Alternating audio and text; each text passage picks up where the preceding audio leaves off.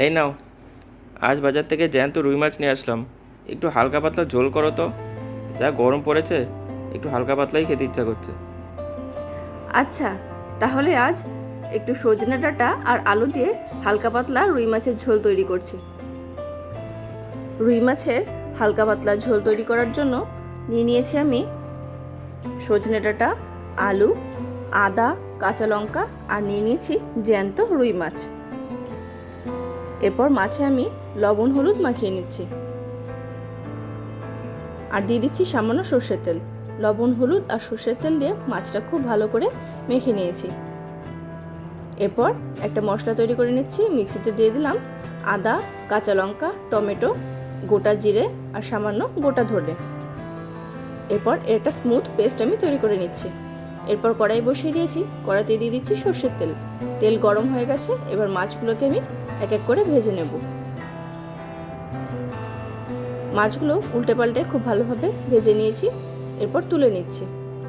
মাছগুলো সব ভেজে নেওয়া হয়ে গেছে। ওই তেলে আমি দিয়ে দিলাম আলুটা এবার একটু ভেজে নেব। আলুটা ভাজার সময় দিয়ে দিচ্ছি সামান্য লবণ আর হলুদ। আলুটা হাফ ভাজা হয়ে গেলে সজনে ডাঁটাটা এর মধ্যে আমি দিয়ে দিচ্ছি।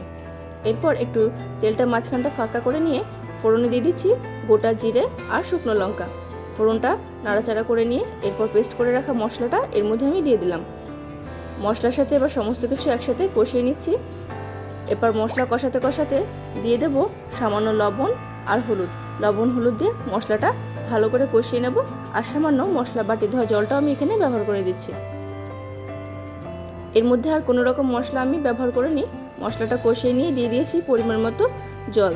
জলটা দিয়ে এবার ভালো করে একটু ফুটিয়ে নেব। আলুটা একটু সেদ্ধ হয়ে আসলে এর মধ্যে ভেজে রাখা মাছগুলো আমি দিয়ে দেবো। এরপর ভালো করে একটু ঝোলটা ফুটিয়ে নেব। যেহেতু এটা পাতলা ঝোল হবে তাই ঝোলটা একটু জাল হতে সময় লাগবে। একদম কম আঁচে ঝোলটা জাল দিয়ে নিতে হবে। বেশ কিছুক্ষণ ঝোলটা ফুটিয়ে নেওয়ার পর আমি গ্যাসের ফ্লেমটা বন্ধ করে দিচ্ছি।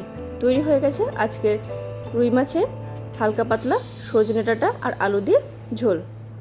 গরম গরম ভাতের সাথে এটা কিন্তু খেতে অসম্ভব ভালো লাগে। সত্যি আজকে জ্যান্ত রুই মাছের ঝোলটা যা করেছো না, এক থালা ভাত শুধু এটা দিয়েই খেয়ে নেওয়া যায়, আরও অন্য কিছুই লাগে না।